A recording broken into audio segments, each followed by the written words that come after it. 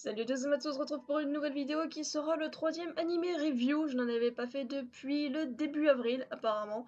Et c'est vrai que j'ai regardé pas mal d'animés depuis et deux d'entre vous, parce que vous avez demandé beaucoup de choses, mais deux d'entre vous ont demandé la même chose, c'est-à-dire sur Love Live Sunshine. Donc aujourd'hui je vais traiter cette petite critique de Love Live Sunshine. Donc comme d'habitude, vous savez que j'aime bien faire un sommaire, donc dans un premier temps il y aura une introduction sur l'œuvre, il y aura un résumé de l'animé, ensuite il y aura ma critique et ma notation dessus, parce que pour les animés je fais une notation, et enfin je donnerai ma conclusion sur l'animé de Love Live Sunshine. Les idoles sont très populaires au Japon. Pour ceux qui ne savent pas ce que c'est, ce sont des chanteuses ou groupes de chanteuses de musique pop, pour la plupart, qui ont un succès phénoménal au Japon. Pour vous citer quelques exemples, il y a AKB48, Morning Musume, Hamasaki Ayumi, Speed ou encore Baby Metal. Je vous parle de ceci car l'anime d'aujourd'hui porte sur un groupe de jeunes idoles, les Aquars. Il s'agit donc de l'anime Love Live Sunshine, qui est une suite ou un spin-off de Love Live School Idol Project, qui comptait 2 saisons. Pour Love Live Sunshine, il n'y a qu'une seule saison pour le moment. Cet anime a été coproduit par AC Media Works, le magazine Dengenki G's et le label musical Lantis. Et dès sa première diffusion en été 2016, cet anime du genre comédie, school et musical a été immédiatement licencié par Wakanim. Depuis le succès du groupe Muse, donc c'est-à-dire le groupe qui a été mis en avant dans Love Live School Idol Project, la lycéenne Takemi Shika n'a qu'une idée en tête, fonder son propre groupe de School Idol. Cependant, elle doit convaincre ses camarades de l'intérêt de ce groupe et créer des musiques que les gens écouteront. Le parcours est semé d'embûches, d'autant plus que le groupe aura une mission capitale, sauver le lycée d'une fusion avec un autre établissement. C'est un résumé très court, mais là je vais juste vous présenter tous les personnages principaux. Et il y en a. Donc en première année, il y a Yoshiko Tsuima, Anamaru Kunikida et Ruby Kurosawa. En deuxième année, il y a donc Shika Takami, Riko Sakuraochi et Yo Watanabe. Et en troisième année, il y a Kanan Matsura, Dia Kurosawa et Mari Ohara.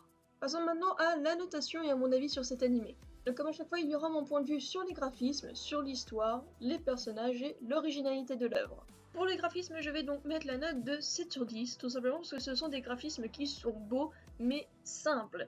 Ils sont actuels et donc dans le courant de la mode. Les personnages et les décors sont bien définis et les yeux de chaque fille sont lumineux, mais il manque ce petit quelque chose qui rendrait l'animé unique, comme il peut y avoir dans certains styles d'autres animés. Pour l'histoire, je vais avoir pas mal de choses à dire et on commence par la note qui est de 5 sur 10. Je pense que j'aurais pu être encore plus méchante, mais il y a une part entre histoire et originalité et donc ce sera pour plus tard. Il faut d'abord retenir c'est que j'adore Love Live, enfin j'adorais Love Live School Idol Project et j'ai bien aimé Sunshine. Alors pourquoi je n'ai mis que 5 alors que d'habitude je suis relativement généreuse avec les notes? Tout simplement parce que l'histoire est un quasi copier-coller de Love Live School Idol Project. Concrètement, l'histoire de base c'est une lycéenne rousse de deuxième année qui décide de monter son groupe de School Idol.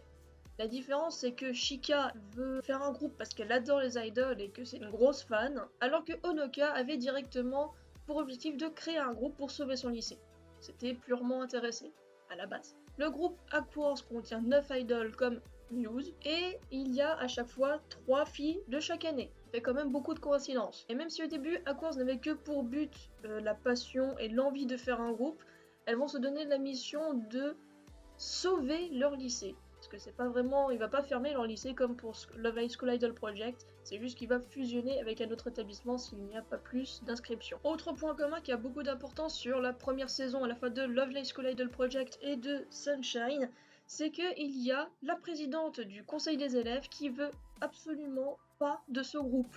Enfin, elle veut pas de School Idol dans le lycée. Et donc au début, les deux font chier, et au final, elles finissent dans le groupe.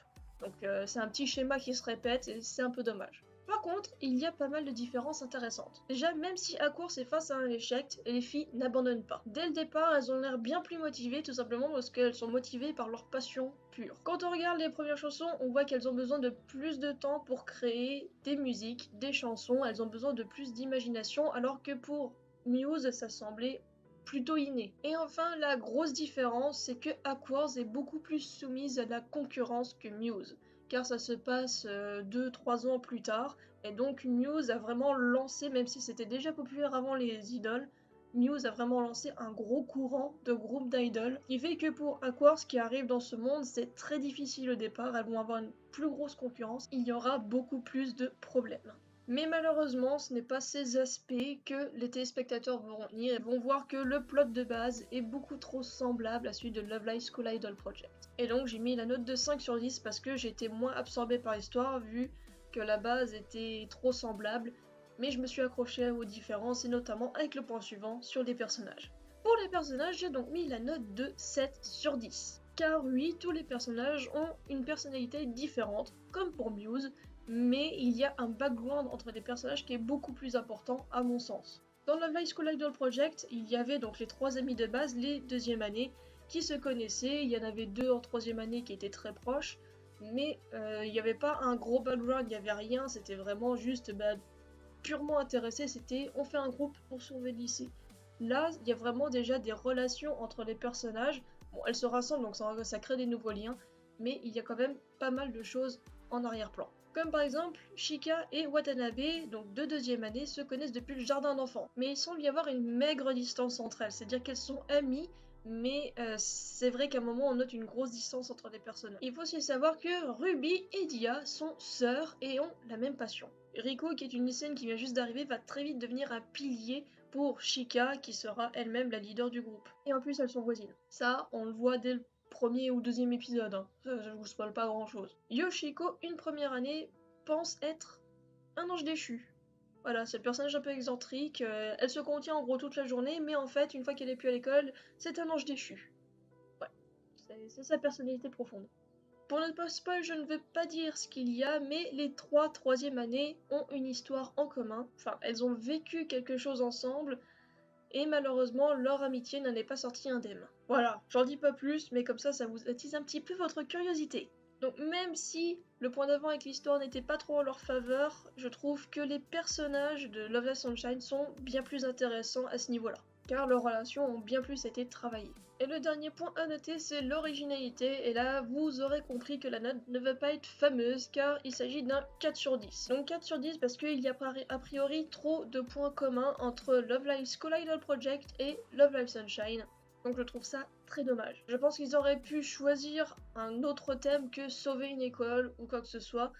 Certes, c'est bien d'avoir 3-2 chaque année, comme ça fait une sorte de régularité, mais j'en attendais bien plus de ce spin-off. Et franchement, sur les premiers épisodes, quand on découvre donc l'histoire de base, sur les 4-5 premiers épisodes, j'avais vraiment l'impression que AC Media Works était en train de réutiliser la licence de Love Live, vraiment un but commercial et pas autre chose, et je trouvais ça dommage. Après, à vous de me dire si vous avez ressenti la même chose, si vous avez regardé l'animé, ou si en regardant donc les deux résumés des deux animés, est-ce que vous aussi, vous avez cette impression? Ce qui donne au final une moyenne de 5,75 sur 10. Je trouve ça assez décevant parce que je suis vraiment à la base une très grosse fan de Love Live et j'en attendais plus du spin-off. Même si j'ai trouvé un personnage fétiche, j'ai trouvé l'histoire bien moins accrocheuse. J'ai quand même regardé Love Live Sunshine en entier, car il y avait quand même plusieurs différences dont j'ai cité auparavant, qui m'ont donné envie de regarder, notamment donc les relations entre les personnages. Mais c'est vrai que Aquars a une plus grosse détermination face au concours, contrairement à Muse, qui a quand même failli abandonner à la fin de la première saison, et ça avait été quand même l'intérêt de la deuxième saison. Voilà, c'était mon avis sur Love Live Sunshine, n'hésitez pas à me donner le vôtre dans les commentaires. J'ai vraiment l'impression que j'étais assez sévère avec cet animé, alors qu'en réalité je l'ai bien aimé. Mais si on va avoir un avis objectif, des fois je suis obligée de mettre des notes un peu plus basses. Par contre, j'aimerais bien que vous me disiez dans les commentaires si vous avez vu Love Live School Idol Project et Love Live Sunshine, quels a été vos personnages fétiches pour les deux histoires. Personnellement, pour Love Live School Idol Project, vous l'aurez certainement compris, il s'agit de Umi. Voilà, j'ai 2 figurines, donc je pense que vous aurez compris. Et pour Love Live Sunshine, c'était Riko. Et voilà, cette vidéo s'achève ici, j'espère qu'elle vous aura plu, si c'est le cas n'hésitez pas à laisser un petit pouce en l'air, ça me fera extrêmement plaisir. Je vous remercie d'avoir regardé cet animé review et je vous dis à la prochaine pour la FAQ. Salut!